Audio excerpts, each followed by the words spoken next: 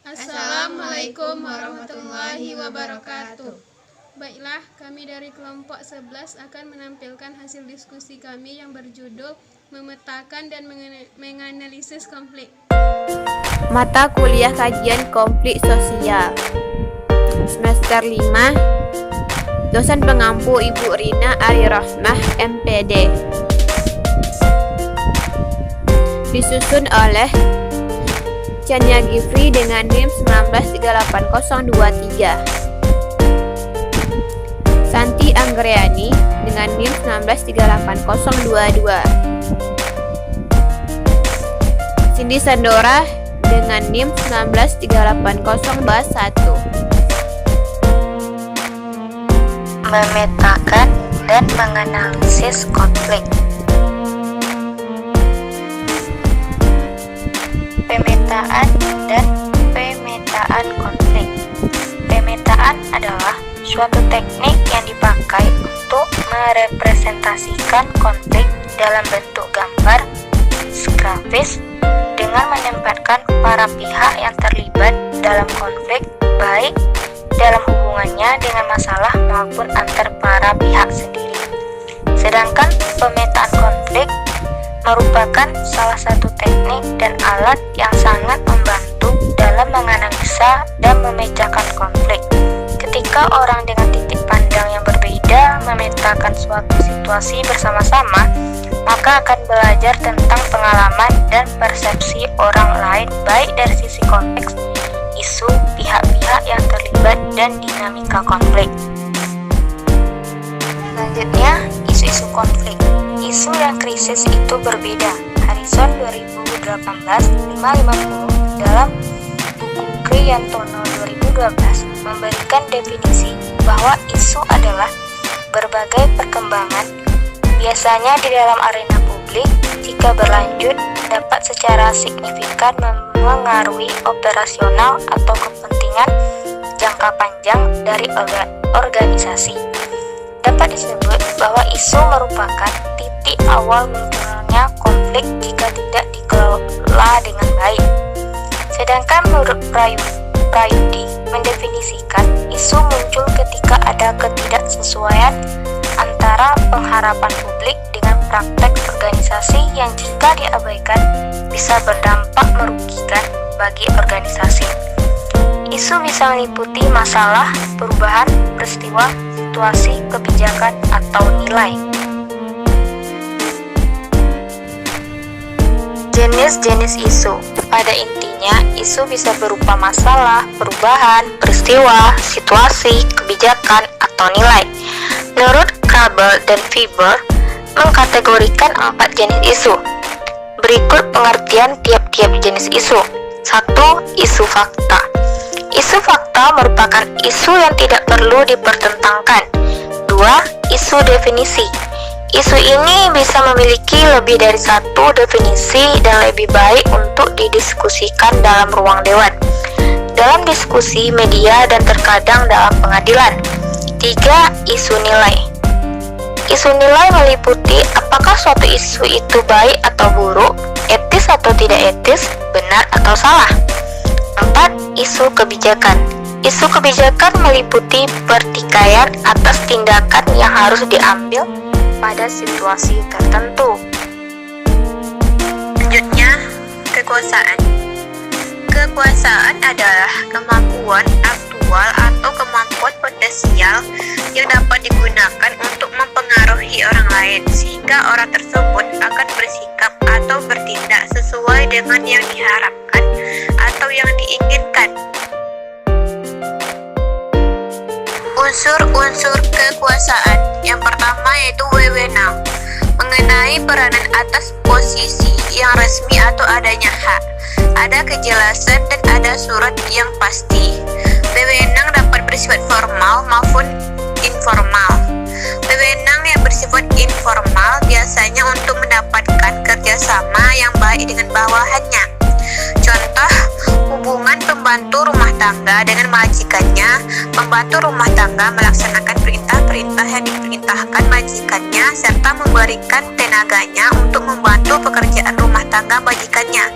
Dan di pihak majikannya yang mempunyai wewenang untuk memerintah agar pekerja rumah tangga dapat berjalan dengan baik sehingga dapat mencapai tujuan tertentu.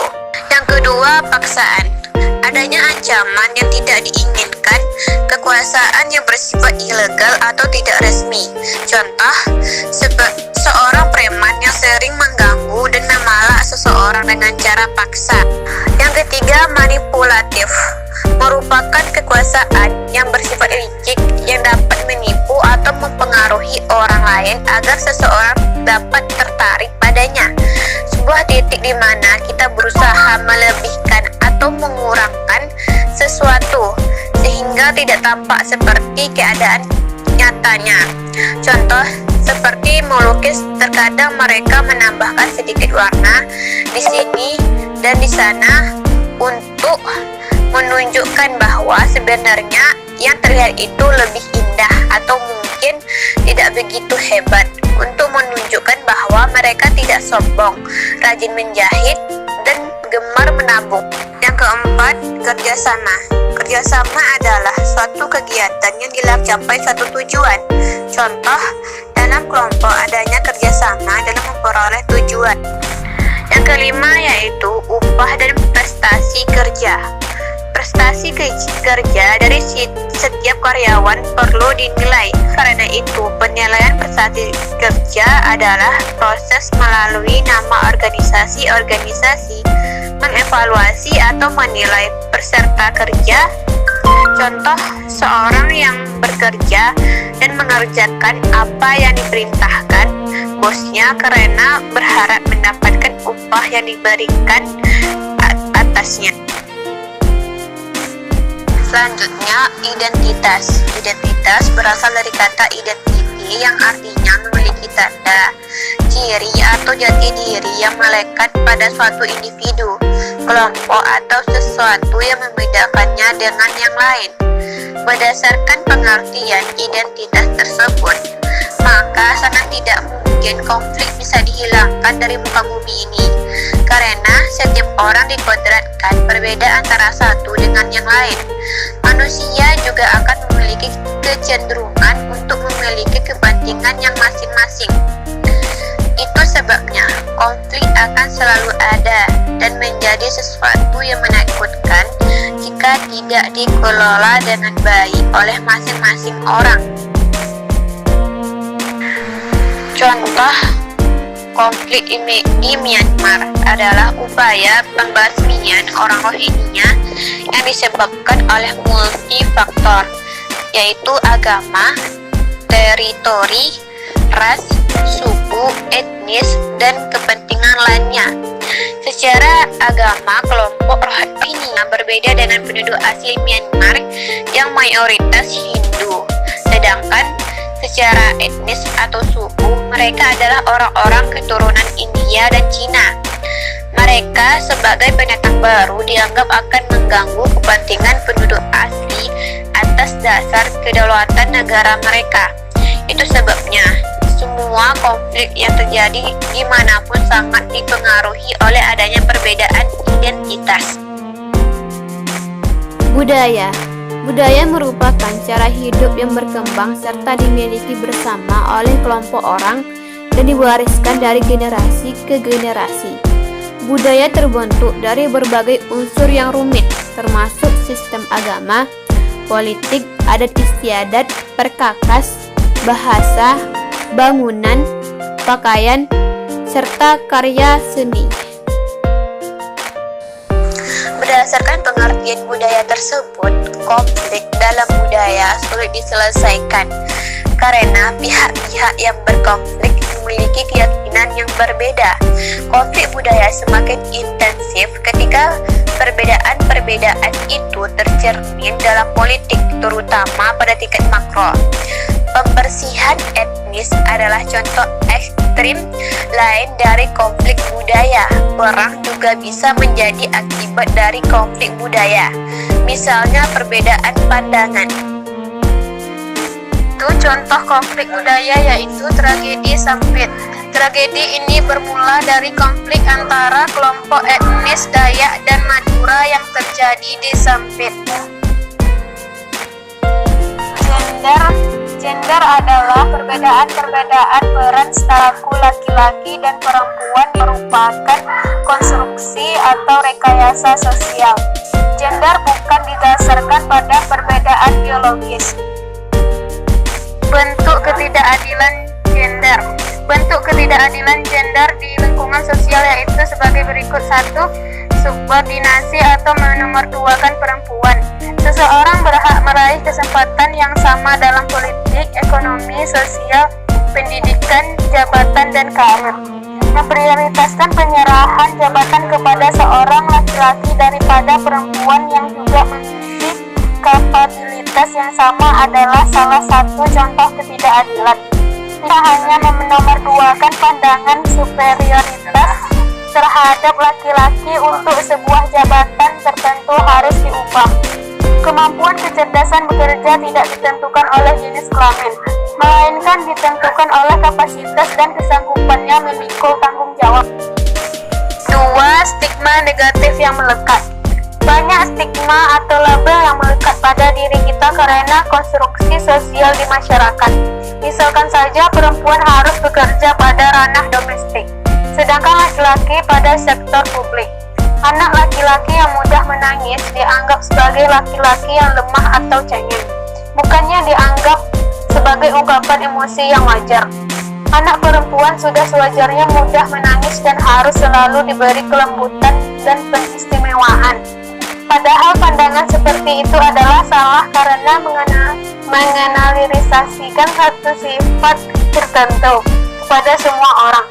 Pandangan atau label yang diberikan selama ini harus diubah dan membutuhkan pendewasaan untuk tatanan gender yang baik di masyarakat. 3. Perlakuan tindak kekerasan. Seseorang yang diperlakukan kasar bukan dianggap sebagai subjek, tetapi objek yang wajar dijadikan pelampiasan. Telaah banyak kasus yang tercatat bahwa perempuan sering dijadikan objek kekerasan oleh laki-laki yang tidak bertanggung jawab.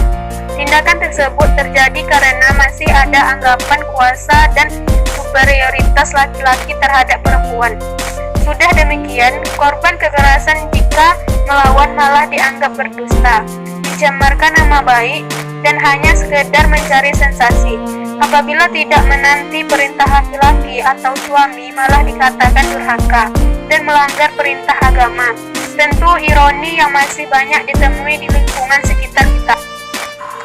4. Beban ganda yang dipaksa. Biasanya sering terjadi dalam ranah rumah tangga. Perempuan yang berkarir di luar harus mengurus urusan domestik juga tanpa bantuan siapapun. Pembagian kerja tanpa kesepakatan seperti ini masih sering dialamatkan kepada perempuan sebagai korbannya, bukannya malah saling membantu. Ada pula laki-laki atau suami yang tidak membantu urusan rumah tangganya sendiri, sedangkan laki-laki tersebut bisa jadi tidak banyak bekerja dan hanya bersantai saja. 5. Marginalisasi terhadap perempuan. Proses atau perlakuan peminggiran seseorang khususnya karena perbedaan jenis kelamin masih terjadi. Kurangnya pemahaman seksualitas khususnya pada sistem reproduksi kerap menjadi sasaran utamanya.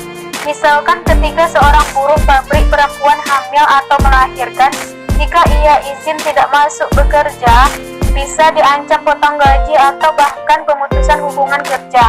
Atau masih ada anggapan suatu profesi yang dilakoni perempuan adalah lebih cocok yang berjabatan rendah dan tidak terlalu tinggi. Alasan pandangan tersebut adalah laki-laki akan menjadi tersingkirkan dan merasa direndahkan pula. Padahal akar permasalahan yang memang salah adalah penyebab kuatnya budaya patriarki. Jadi dari semua permasalahan tersebut adalah perlunya pendidikan seksualitas dan gender yang mempunyai agar generasi kelak tidak mewarisi sifat patriarki yang menindas, merasa superior, merasa rendah atau direndahkan. Selanjutnya yaitu hak asasi manusia. Hak asasi manusia adalah sebuah konsep hukum dan normatif yang menyatakan bahwa manusia memiliki hak yang melekat pada dirinya karena ia adalah seorang manusia tanpa memandang jenis kelamin, asal kebangsaan atau etnis, ras, agama, bahasa, atau status lainnya. Contoh kasus pelanggaran HAM: kerusuhan Tanjung Priuk tanggal 12 September 1984. Dalam kasus ini 24 orang tewas, 36 orang luka berat, dan 19 orang luka ringan. Keputusan majelis hakim terhadap kasus ini menetapkan seluruh 14 terdakwa dinyatakan bebas. Demikianlah hasil diskusi kami, lebih dan kurang kami mohon maaf. Wassalamualaikum warahmatullahi wabarakatuh.